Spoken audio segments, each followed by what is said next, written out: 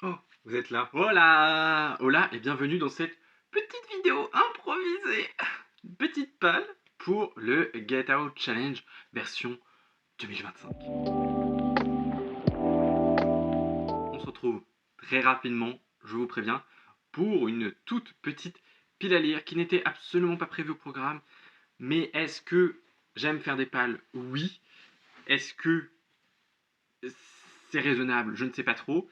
J'ai prévu, je crois, 10 titres. Alors évidemment, il y a 24 catégories dans le challenge. N'hésitez pas à aller voir d'ailleurs la vidéo que je vous mets juste ici dans le petit i avant cette vidéo si vous n'avez pas vu la vidéo présentation et explication du challenge. N'hésitez pas d'ailleurs si vous avez des questions. Je ne vais pas faire rentrer les livres dans des catégories spécifiques. Moi, j'ai pris le parti de les valider une fois le livre terminé et de cocher la checklist tranquillement en me disant ça c'est validé grâce à ce titre. Et j'ai plutôt hâte. Le challenge commence le 4 août, mais vous pouvez très bien prendre en route. Il n'y a aucun souci. C'est un challenge chill. Le but étant juste de faire diminuer sa palle, de faire du tri pour les nouveaux arrivages en septembre, octobre, novembre et décembre. Voilà. On refera un challenge en janvier. Voilà. Pour éliminer. Voilà, on fera ça. Peut-être, je sais pas du tout. Je m'aventure dans des trucs obscurs. Mais voilà, donc cette pile à lire est en rapport avec le challenge, mais pour le moment, je vais pas forcément la faire rentrer dans des catégories. Je prévois, entre guillemets, certaines catégories avec certains titres, mais pour le moment, on va y aller chill. On va tout d'abord commencer avec les audios que j'ai prévus pour ce mois, parce que si vous me connaissez, je lis de tous les formats, que ce soit audio, papier et graphique. Il n'y a pas de graphique dans ma pile à lire à l'heure actuelle, donc j'en ai pas vraiment à présenter. Et on va commencer avec l'audio qui est un service de presse qui m'a gentiment été envoyé par la maison d'édition Monsieur Toussaint Louverture via l'application NetGalley. C'est Émilie de New Moon de Lucie Montgomery. C'est les éditions Monsieur Toussaint L'Aventure, il me semble. C'est leur édition grand format qui me faisait bien envie parce que voilà, j'en avais entendu de très très très bons retours. Donc celui-ci, je l'ai déjà commencé. C'est une lecture commune que je fais avec Emmeline, bien évidemment. D'ailleurs, il y a énormément de lectures communes que je fais avec Emmeline dans cette pile à lire, mais est-ce que vous êtes étonné? Je ne crois pas. Voilà. Donc j'ai commencé, c'est un début assez prometteur. Pareil, je ne vais pas trop faire de résumé, mais voilà, ça a l'air d'être une saga un peu toute cosy, toute mignonne, façon de parler, mais assez agréable pour la saison d'été. Et vraiment, l'audio est plutôt génial. Ensuite, deuxième audio, c'est le tome 2 de l'aventurier, des aventuriers de la mer de Robin Hobb, que pareil, je vais bien évidemment lire avec Emmeline, parce que on lit toute la saga depuis le début de l'année ensemble, même si elle avait pris un peu d'avance, moi j'ai rattrapé mon retard. J'ai écouté le mois dernier le tome 1, et j'ai eu un peu de mal à rentrer dedans, parce que je m'attendais à suivre l'assassin royal et tout ça. Mais finalement, en ayant passé un petit peu de temps et tout ça, en laissant un peu décanter tout ça, c'était vraiment, vraiment très cool. J'ai hâte d'écouter ce tome 2. Peut-être que dans la foulée, on écoutera le tome 3. Voilà, dans l'idéal, on aimerait bien faire ça, mais pour le moment, c'est pas sûr, donc on va rien fixer. Donc déjà, ce tome 2 qui me fait très envie. Donc par exemple, ces deux livres peuvent cocher des catégories telles que déjà LC, voilà. Suite de saga, il me semble. Et le tome 1 de Emily Moon, j'arriverai à le caser quelque part. J'ai pas encore trop réfléchi. Mais le précédent, je sais où je vais le caser. C'est Dans Pavé, La vie en turquoise de Élise Girordeau aux éditions Solarine Poche, qui est magnifique. Alors moi, il est un petit peu abîmé là, mais en fait, j'ai pas eu trop le choix parce qu'il n'y avait que cet exemplaire-là, que j'ai acheté il y a littéralement 2 jours pour pouvoir le lire. Vous voyez, c'est ma lecture en cours. C'est un beau bébé de plus de 650 pages. Enfin, vous le voyez, hein, c'est une brique. Je n'ai pas très réfléchi en l'achetant. Je ne me suis pas trop posé de questions parce qu'il me faisait très envie. On l'a énormément comparé à Nos étoiles contraires de John Green. Et là, on est sur une histoire à peu près similaire. C'est une histoire de chialade. Voilà. Moi, j'adore pleurer. Apparemment, j'aime bien ça. Donc, voilà, dont on va suivre deux sœurs, dont une va être atteinte d'un cancer. C'est une histoire réelle, une histoire qu'a vécue l'autrice. Elle raconte et elle témoigne et pour laisser une trace de sa sœur. Voilà, Ça promet d'être bouleversant, d'être touchant. Les 100 premières pages sont vraiment très agréables, ça se lit extrêmement bien. Le titre, c'est. Enfin, la petite phrase d'accroche, c'est à toi, ma sœur, ma plus belle étoile, pour que ton histoire soit entendue, comme elle mérite de l'être, et que tu brilles à jamais, comme tu l'as toujours fait. Voilà. Rien que ça, si ça peut vous convaincre. Et en plus, il est beau, il est magnifique. Voilà. J'avais hâte, et vu que j'avais plus de lecture en cours, c'était le moment. Donc ça, par contre, je lis tout seul. Donc celui-ci, je pense le mettre dans pavé et probablement dans d'autres catégories. Voilà. Je vais essayer qu'à chaque fois, un livre valide au minimum une catégorie, voire deux. Parce que, enfin, oui, j'allais dire au minimum, mais au minimum, non, au minimum deux catégories, de façon à bien remplir le challenge. Donc on verra bien. Ensuite, une petite relecture et qui, elle, s'inscrira parfaitement pour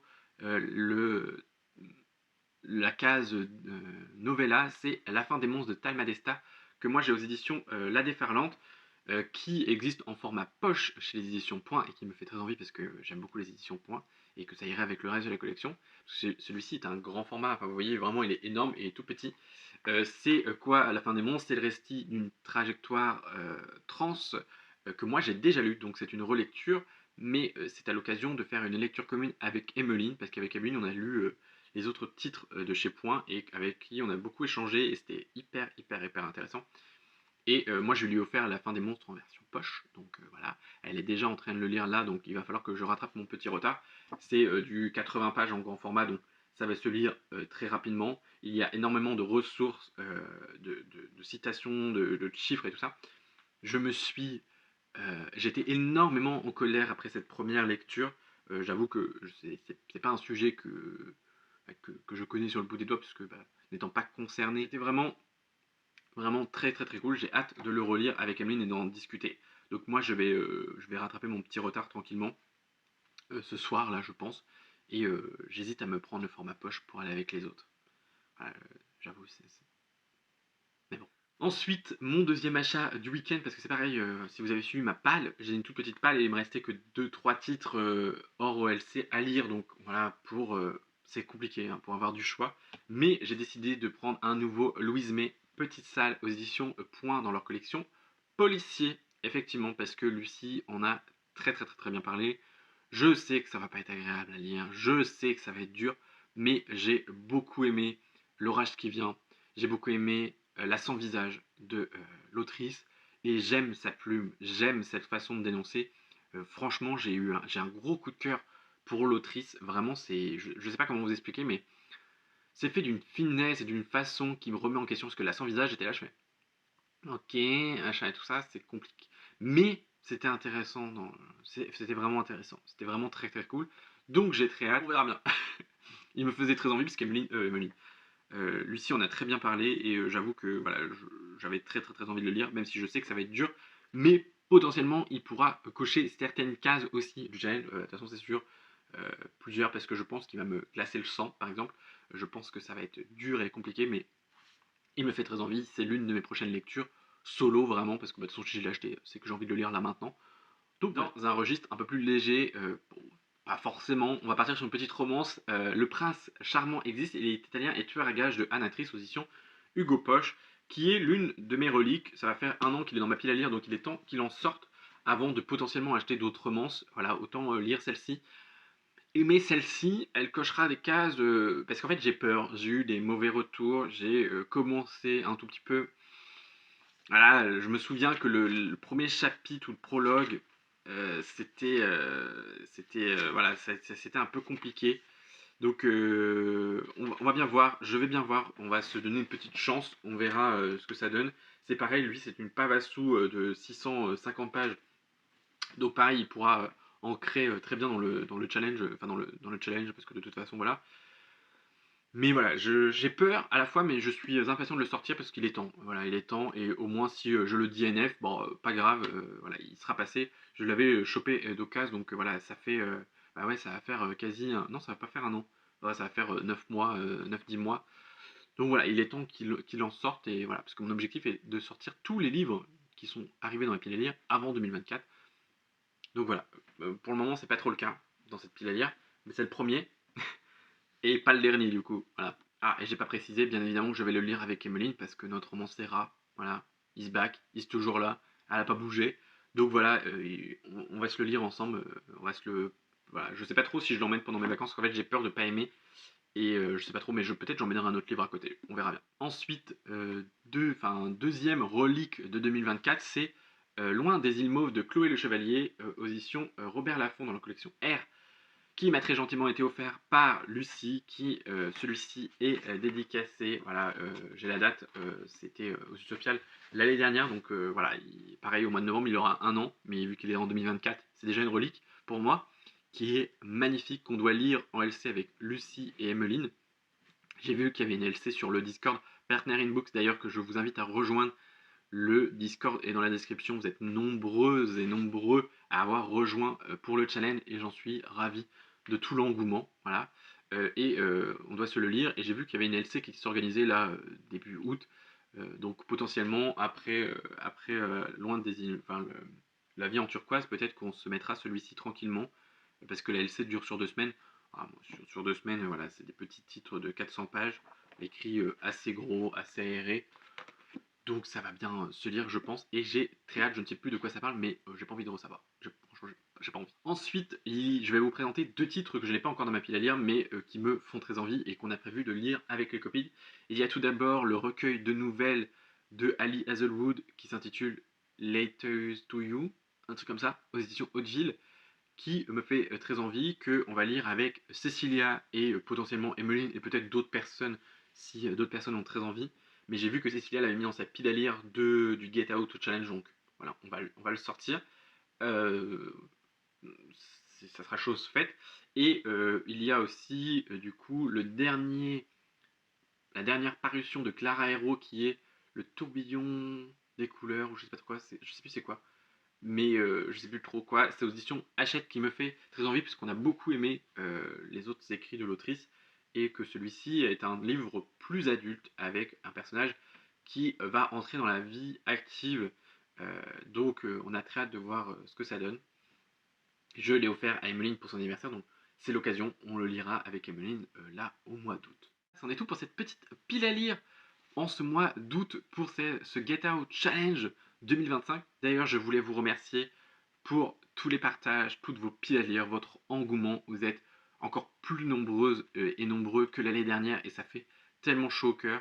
Merci pour tous vos retours, merci pour tout, parce que vraiment, sans vous, ce challenge n'aurait pas vraiment de sens.